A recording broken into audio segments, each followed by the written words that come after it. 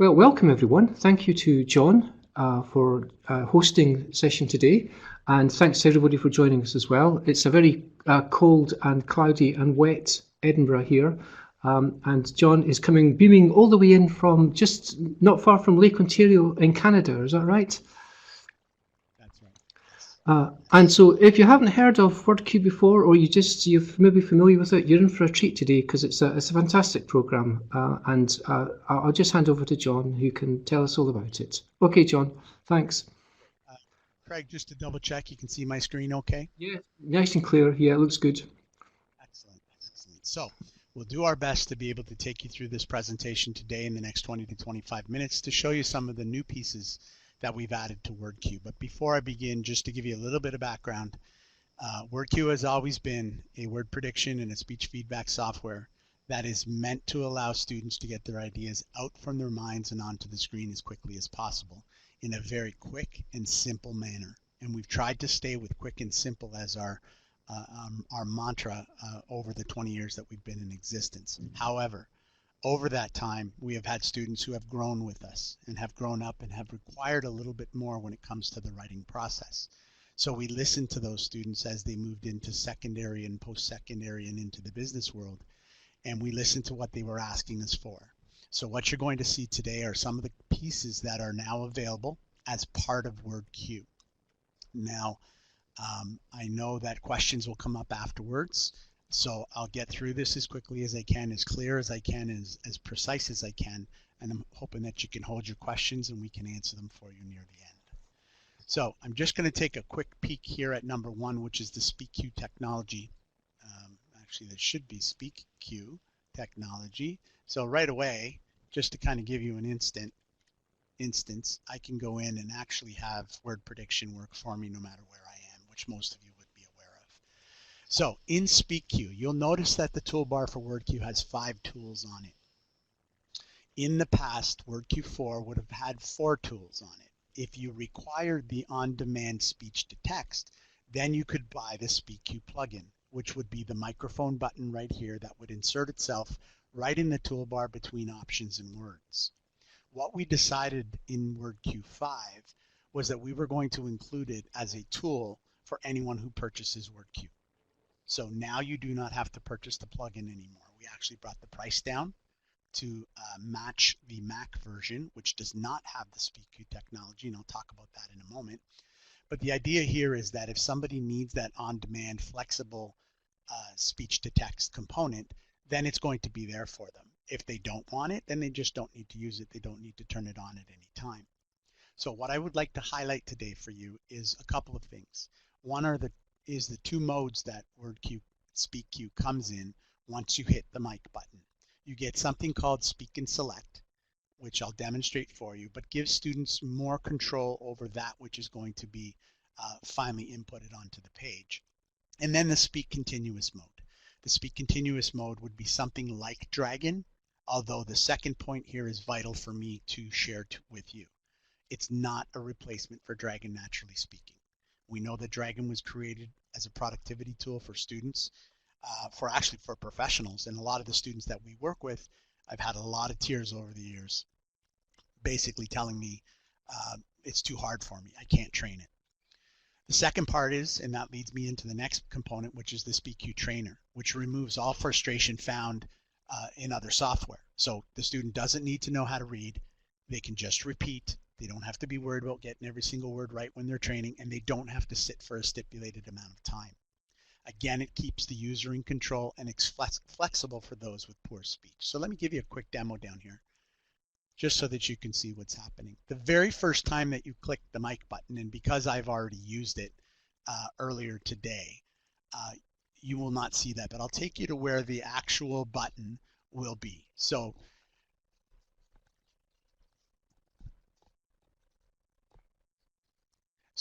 there is, if you look down here, you'll see a speech recognition button, that box that will come up, and that speech recognition box will come up the first time that the student actually begins using SpeakQ.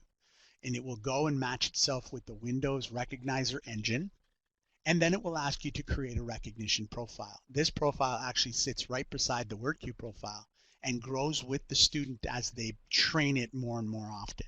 and it becomes that much more accurate. You'll notice that down below the microphone is selected, is the one that I have on.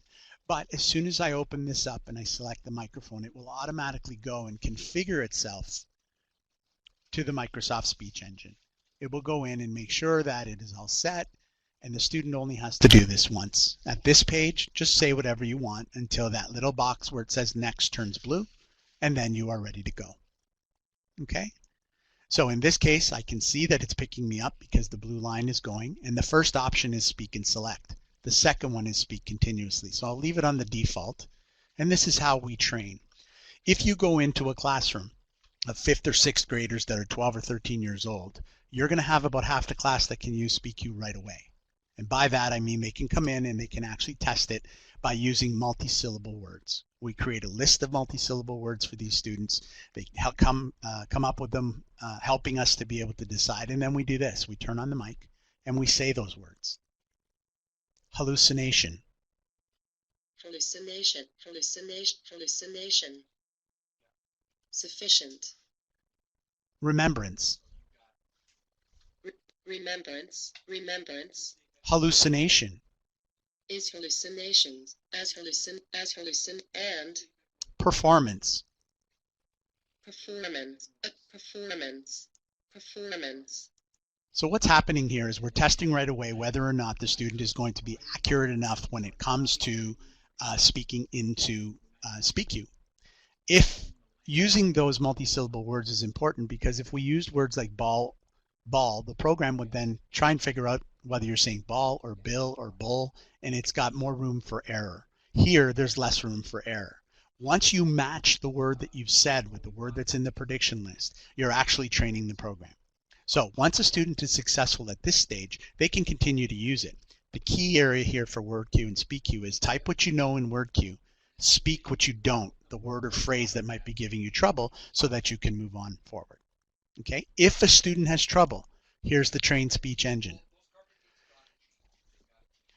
The trained speech engine, introduction to speech recognition, these are actually TXT files that we made and put in here, but you can make yourself. So you and the student can actually work together to be able to create text that they can train on. I like this one for this reason. This is the trainer. There's a red box here. That will turn to green when we are ready to continue. So when I click train, Introduction to speech recognition. introduction to speech recognition. Please repeat what the computer says. Please repeat What the computer says. what the computer says. Speak clearly in your normal voice. Speak clearly In your normal voice. in your normal voice. So I'll pause it there and notice what's happening. It's very forgiving. It's reading in my ear. The voice is reading there. All I have to do is repeat what she says, but I actually am incidentally seeing the word matches with the voices by unit highlighting. The top right hand corner actually shows me the microphone, so you'll see it turn blue. You know it's working well. And the bottom blue line is actually the length of the training session. Most training sessions you have to stay and finish the 5-minute session before it's taken as a good session. In this case, in WordQ, we know the students that we're working with. And because a lot of them can't sit for long periods of time, we allow them to work for as long as they need to. They can close the program. It's updating my profile. I'm that much more accurate than I was before. Okay? That's as simple as it is. Dr. Sheen says if you do the 5 minutes, whether it's 5 minutes at a time, 3 times in a month, or a minute at a time, or 30 seconds at a time, you're going to be as accurate as you can be with your speech until you continue to use the program more to sharpen it. Okay? So what you'll end up getting, just going to put this here, what you'll end up getting is something like this. Jonathan's favorite colors are blue, green, orange, and purple. John Atkins' favorite colors are blue, green, orange, and purple. Okay, just going to minimize this for a second and bring it back up so I have my word box. Just as you minimize this for a second and bring it back up so I have my word box. And I have to learn to shut the microphone I off. have to learn to shut the... There you go. So we'll do that again, and I'll just move my word box over so I can see it and turn my words on and off. There we go. Jonathan's favorite colors are blue, green, orange, and purple. Jonathan's favorite colors are blue, green, orange, and purple. Jonathan's favorite colors are blue, green, orange, and purple. Jonathan's favorite colors are blue, green, orange, and purple. So the idea here is that even if you get 80%, look how much time the student saved getting 80% of the accurate words there. Once they're ready, they can come in and use word prediction to make their corrections, add their punctuation, but it's getting those ideas out that SpeakQ is meant for. So WordQ working in cohort with the word prediction component and the speech to text component allows students to be able to get their ideas out quickly so that they can work on them and the creative ideas as they move forward. So that pretty much is the SpeakQ component, and I know I've really not done it justice, but at least you see it. Craig has added some videos that you can go back to take a look at to help you through, but I'm always available. You just need to email me and I can help you out with those at any time. For the most part, most of our users up to WordQ 4 stay in this environment where there is a Word document down below and our WordQ working on top. And for a lot of emerging writers, they're going to stay in this environment for quite a while until they become more confident writers, which is what WordQ's aim really is. Well, we listened to our users, and our users told us that they needed some time, they needed some help when we come to issues like this here. When we get that white screen of death, where we don't know what to put on that page, it scares many students because they don't know what to write there. Sometimes they have stage fright when they see that white area. Sometimes they don't know enough about the topic to write about it. So what we did is we decided to add a little tool that would help with the idea to find ideas very quickly that are thought connected to the topics that we have to write about. So this box that I've just opened up is called a ThoughtQ dynamic words box. And I'm just going to reorganize my screen a little bit. You'll notice that I'm setting up for success so that a student can see everything that they require and not have to worry about changing screens. It's all here. We teach them how to raise the shades of screens that they need to have more focus on and how to actually lower the shades of those that they don't have to have much focus on. Okay? So I've got both here now. I can see my screen up top, and in it, we're going to look at the ability to have 5 different academic levels of vocabulary that are completely connected to the topic of your choice. You can choose from 25 to 200 words that are thought-connected trigger words, and you can find definitions and connected articles in a safe search environment. So let me show you how that works. So the topic today that I'm going to look for is fossils. WordQ's helping me spell it, and you'll notice that the words in my word prediction box now change color. Some of them are purple. Remember our purple asterisk at the top here. This is representative of the fact that this real-time dynamic topic list is actually influencing my prediction list. It's telling me that these 75 words that are in this dynamic topic box are actually taking precedence over any other words in the WordQ box. Okay, so fossils is the word I want, and I'm going to click the green check mark. And when I click the green check mark, I now have 75 words that are connected to fossils that people will have used to write about on the internet. Now, this little arrow at the bottom, and I'm hoping that you can see that okay, has 25 all the way up to 200 words.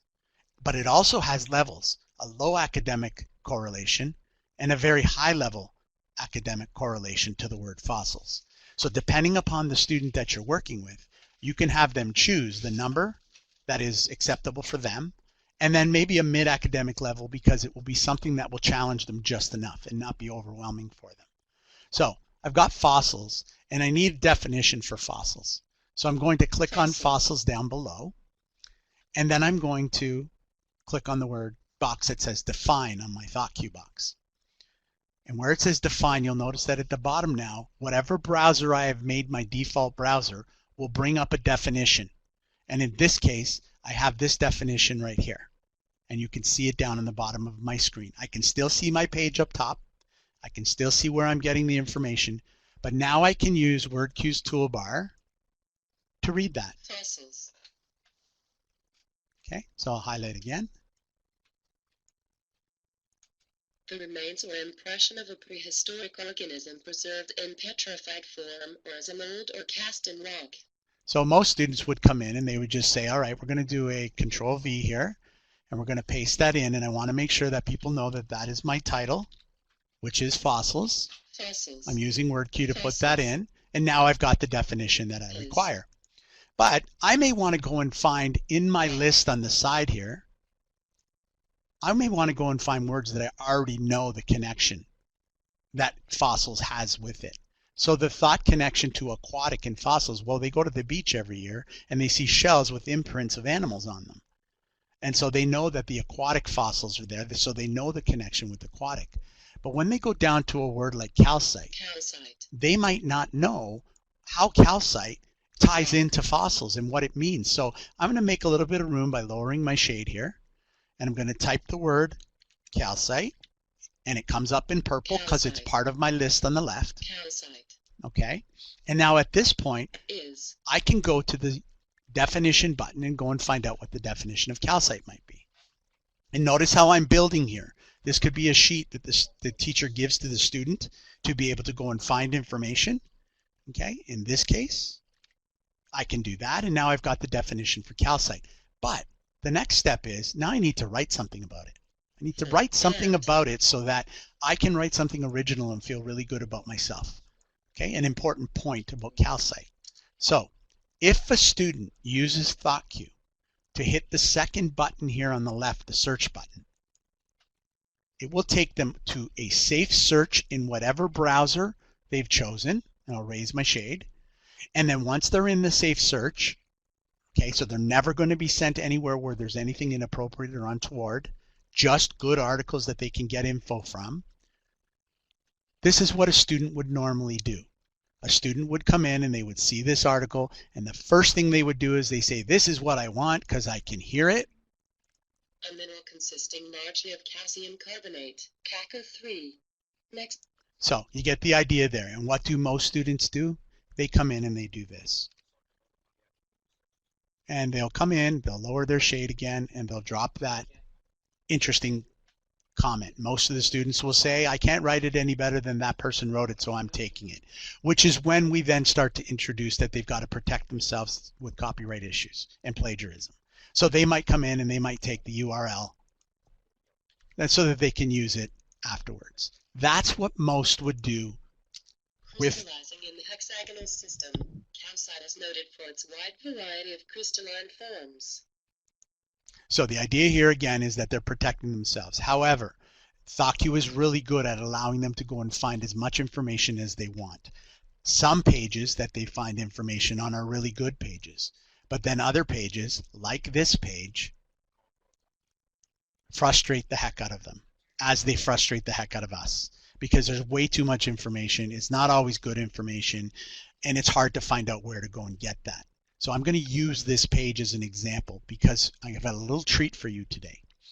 Besides Craig providing you with an evaluation version of our WordQ software today, you all have an opportunity to use and get our Chrome extension called ReaderQ. And ReaderQ is this little R that you see. There are two of them. One is a French version and one is an English version. But this is what we can do for you as of today. And you can go on and we'll give you the link and you can go and download it and start using it today. Watch what we can do. I'm going to just close my word box for a moment. Click the R on any website. And I'll make this bigger so you can see it. We've now put it into readable view. We put it into a protected environment that protects the text and protects the student. So the very first thing is we want students to read. Read once, read twice, read 4 times. Read as much as you possibly can until you understand what it is that you are reading so that you can begin to learn how to summarize a document by taking keywords. This little button right here with the arrow will turn to read function once you click on it. So as I go in here and I click in this sentence, I can now hit the read bubble. Sample of fossiliferous limestone. So read it, read it, read it again. If you have difficulty with reading, which a lot of the students that we work with do, might be a visual issue, might be a processing issue, we have some tools up here. This switches font. If you have the dyslexia font and it's loaded into your computer, it's available for you to use here. Okay? Larger text, smaller text, space between lines, close them up, space between letters for those dyslexics that we have out there. Okay, the ability to shrink the margins and increase the margins. Okay, and the ability to copy and paste any text in here that will protect it from a student plagiarizing it. Now you're saying, how does it do that? Let's take a peek.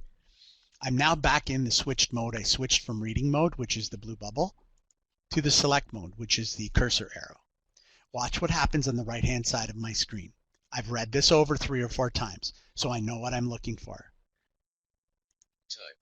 This is a limestone is a type of limestone. Calcium. With calcium carbonate. Calcium carbonate. Aragonite. Notice everything I'm taking is green. We included the WordQ in WordQ here in ReaderQ is the ability to protect itself using the copyright rules. 10% per sentence, 10% per paragraph, 10% per page, and it changes as you move down the article. Okay, so again, protecting. But once I try to do this, notice what happens. It turns red. That means I cannot take those words. I have to rethink, critically inquire, critically analyze what words I want to take that are going to allow me to make my own sentence out of these words. I might not need abundance, but I might need traces. Okay, down to the next sentence. Macroscopic or microscopic. Important. But as I go down, again, if I try to take too much, in that, notice it's gray in the back. In that whole section, I cannot take multiple words beside each other or percentages of words that are too many. So in this case, we can get rid of often include. I want to take those words now. So I can copy those words. If I want to rearrange them to help me understand them better, I can. But I can copy them. And then once I've copied them, I can lower my screen, increase the size of my text screen so I can add more to my word processing, and watch what happens when I paste this. Calcite, limestone, and marble. Notice what I get. I get the title. I get all my keywords, which are now part of my word prediction box. So they've tagged WordQ and said these words are now going to be part of what we're doing. Okay. There's calcium, and notice that calcite is purple. It's coming from the left-hand side. Okay, traces are coming from the left-hand side, but I now can use either WordQ or SpeakQ to build my own sentence. And down at the bottom, it automatically gives you the URL.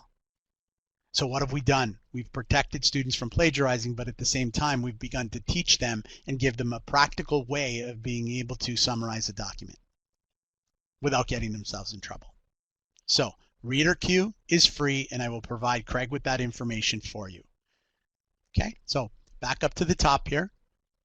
That takes care of the ThoughtQ connection and then the ReaderQ connection. All right, the last piece I'd like to show you, so I'm just going to close that down for a moment. I'm going to show you our latest and greatest component. We have had an issue with PDFs for years and years and years and years. And people have always asked us, what can we do so that we can use WordQ on our PDFs? Well, that's a loaded question because there's a lot to that in terms of what can we do and how do we do it. So we've talked to a lot of districts over the years, and we basically have said we are now at a stage where we can help you. We can help you save money, and we can help you to actually use WordQ's accessibility tools within a PDF document. And here's how that works. I go up to Options, and I go down to where it says Open PDF. Okay, now just want to read for you here on the side what exactly is going to be happening. As I mentioned to you, it's full WordQ accessibility within a PDF environment. We do not do OCR. Okay, so I'll repeat that again. We do not do OCR, and we're upfront about that. And the reason that we don't is because if we were to add an OCR component to WordQ, we'd probably put ourselves out of business because we'd have to charge way too much and nobody would buy it.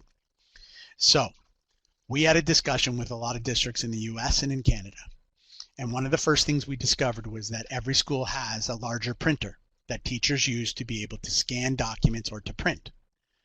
And yes, they buy a bunch of small scanners and a bunch of other things that don't always have the functionality of the OCR built within. However, the cost of buying one of those programs is astronomical. So why spend the money when, like in most cases here in North America, and I'm sure in Europe and in the UK, that you have the opportunity on your printers that are usually leased printers between 3 and 5 years. They have components to them that are one button pushes to make a scanned document. Put a book on the glass, say you want to scan it to a PDF, but there's a button in there that will say either make it searchable or OCR it. And all it is a click of a button. So most people think you have to do a complete OCR. In our case, you don't. As long as you make that searchable, we can then help you. Okay, so hopefully that's clear, and I'll explain more a little bit later on. Once that is done, we're going to allow you the opportunity to read unit by unit, highlighting. We're going to give you the opportunity to add text in editable text boxes, sticky notes, and form fields, with word prediction and speech feedback working the whole time. You can save, print, and edit those PDFs at any time that you want to. Go back to them 3 weeks later and change them. Okay, so we're really excited about this because we not only have shared with districts how to save money, take advantage of prior investments that they have with those great big printers, and be able to use our product with any PDF that's there. PDFs range from really terrible PDFs to absolutely fantastic PDFs. We've tried to make it so that we can lasso as many of those as possible and be successful in that environment. Here's how it works. I'm going to do open PDF.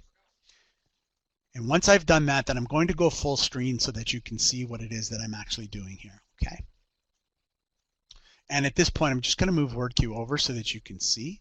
But I'm going to open this one that's down here. This is actually a PDF. It's a downloadable PDF that is on our ministry, so our Ontario Ministry of Education site. That is a secondary school literacy test that has been made searchable. Okay. We also have examples of them being OCR'd, but they've been made searchable. And I want to show you what WordQ is going to be able to do to this document. So we leave our WordQ toolbar open, but we also have some new tools that come out here. And basically the idea is if I need some explanation and I need it written out, I can click the A, select text beside the hand. As I click that A and then select my text and then hit read on my toolbar. For the writing sections, pay attention to clarity, organization, spelling, grammar, and punctuation. The lined space in this booklet indicates the approximate length of the response expected. So one of the biggest problems we have with teachers is they'll say, I scanned it, but why isn't WordQ reading it? Well, number one, you didn't OCR it or make it searchable. And number two, it's a terrible scan. The spine of the book causes wavy text, and it makes it very difficult to read. We had that, especially with Xerox machines. And so what we did is we made it more forgivable. Even in wavy text, WordQ can highlight and pretty much make out 80 to 90% of that document. Okay, and I wish I had one here to be able to show you, but it's that good. We've had schools and districts test it for us on their various printers, and we've had nothing but success in terms of the ability to read back. Okay, so that's the number one piece that it does do, and I'm keeping my eye on the time, and we're doing okay. We're almost there. So here's the rest of the test. Here's the question. I want to highlight it, and I want to read it. Do people depend too much on technology? So now you'll notice that if I try to click down below where the lines are, the lines were not made accessible. However, there's a T here to make a text box. So I can go in and I can design a text box right here. If this was a form and the form was made accessible when it was made searchable or OCR'd, then all I would need to do is to click in it, and hopefully I'll have time to show you an example. If not, trust me, it works. You just click in it if it's a form. But if it's just text that you want to add, watch what I can do now with word prediction. I can begin to I'll move it over so you can see. use word prediction of Or speech to text. speech to text to add my Words. So I can highlight that. I can read I it. can begin to use word prediction speech to text to add my words. I can also use it. Notice I click in, it's got in-word prediction and it's got next word prediction. So if I put the cursor at the end of a word, it will automatically predict what it thinks the next word should be. Space. Use. There you go. In word, I can go back to any word that I had on there and I'm able to have that actually predict at that stage.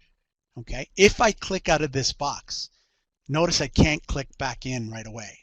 I have to be able to go up and go to something called annotate. And it's the button after the A. When I click on that, then I can come back and I can click on this box and now I can get back in to make all of my corrections. Okay. The really cool part about this is that if I save this, go back to it tomorrow, I can do the exact same thing. I can come in, I can hit edit annotate, I can click on it, jump in and begin to use my word prediction and notice that it will remember everything at that stage. Okay. I can print it with that text on that page as well. Sometimes teachers want to give some hints to students and we have the ability to add a sticky note. So when you click on the sticky note, as soon as you put it where you want it, you get word prediction in the sticky note. Prediction. Okay, and when I close it and hover over it, Word prediction. I don't even have to open the sticky note. It automatically gives me what's underneath it. Okay, and the last component is that I get to highlight anything that's important in whatever color I want. If I want to edit the color, I edit annotate. I right click over on it, so I select it, then right click, and with the properties I can change the color. Okay, I can again file, save this away, open it up tomorrow. I can print it. I can do whatever I need to do to be able to make that work. And on that note, I'm pretty much have covered everything I've wanted to cover. So Craig, I'm hoping that that did what you wanted it to do. Yes, that was great. Thanks, John. I'll just move back to the first section. And I just want to say, I always, I really admire your enthusiasm for WordQ and SpeakQ, and I always learn something new. And I'm just going to pop this into the prediction window because I installed it as you were talking about it. So that's a really nice one to have. And so I'd just like to ask if anyone has any questions. Ben, David, Debs, Jeff, Mary or Shirley have any questions for you? And yeah, there's some really good features in that PDF. I think you really cracked it well with the PDF reader. That's and writer. It's a great add-in to WordQ. Now I'm having a hard time seeing the screen again. Maybe you need to take permission back because I can't see if there's anything in the chat window. How's that? Is that so? Let me see. If I just go back to, how's that? Can you see it at all? Yeah, not yet. I have a black screen and a gray screen, and there's really not much else there. Why don't you take control? Why don't you click? Can you click onto the desktop at all? No. I don't even have the tool. Let's see if I can see where the tool went. I'll see if there's any questions. There's no questions yet. Let's see. Does anyone have any questions for John at all? Sorry, he's lost sight of the screen. Shirley's typing. Sorry about that, John. Oh, that's okay. As long as I'm able to hear the question, I can answer it as best I can. And Jeff is typing as well. And yeah, and John, as John mentioned earlier, these are the web links here, so you can click onto these web links and go to the site to find out more about WordQ. And if you watch the archive, which we should be ready tomorrow or Friday, you can. These links are all clickable as well. Okay, so feel free to pass these on to your friends. And Craig, I'm going to provide you with the link for the 30-day trial. Okay.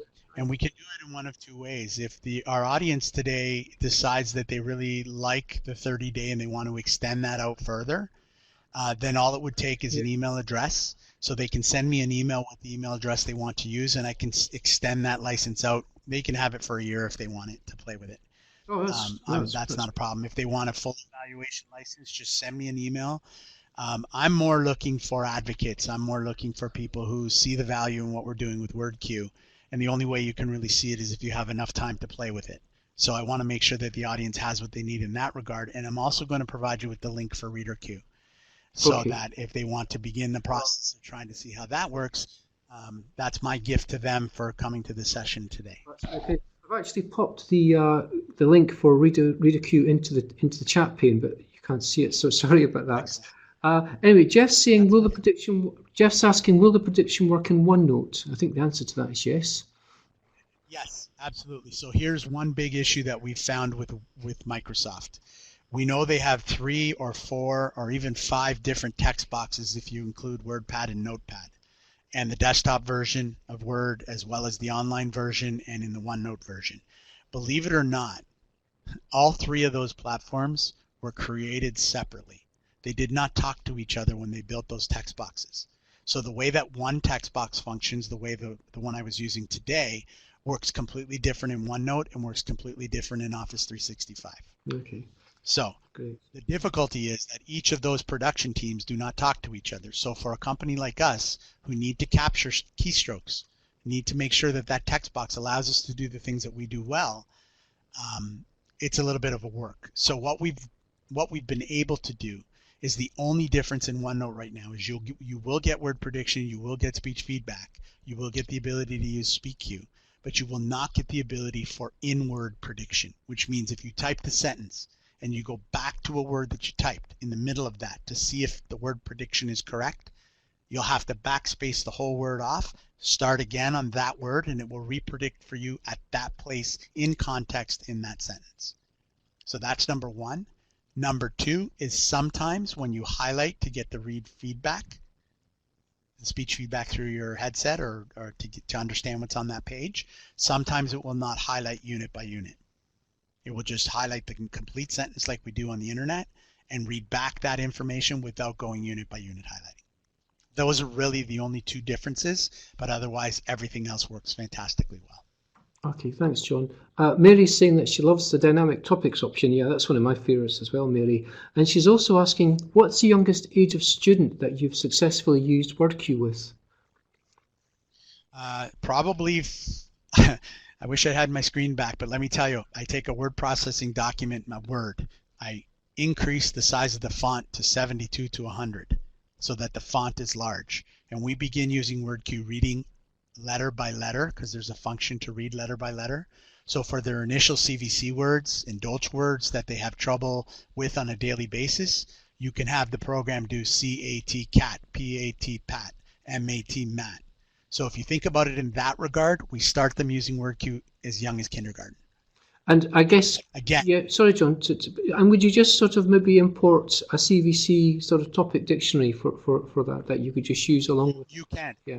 Right, because the topic list, remember, the one I showed you was a dynamic topic list, but WordQ still has its static topic list builder, which means that you can add any words from anywhere. You create a TXT document in Notepad, right, all words in a list, and then you import that list in. There's an import function. That becomes a topic list for those students. Okay, great. It's pretty, for the small program that it looks like, it's pretty powerful in terms of finding use for it. Yeah. Well, I think that's, if there's no more questions, and it's such a pity, John, you've lost your screen. I'm sorry about that. But I think we will, we've had lots of good questions, and thanks for all the answers and for your time, John, and for everybody for attending. So Mary's just saying, thank you. I realise I've only been touching the surface of it so far. I agree. That's one of the great things about when John comes on. He sort of, she says, oh, I should have known that, but thanks, John, for telling me about it. So that was great. Thank you. Okay, no problem. So if you look, if you just check the core website, and the webinar archive will be ready hopefully tomorrow, so you can share it with your friends. Okay. Thanks, John. Hope you have a good, and thanks everybody for attending. Okay. Yeah. Thank you very much. Thanks, everyone. Take care. Bye. Bye.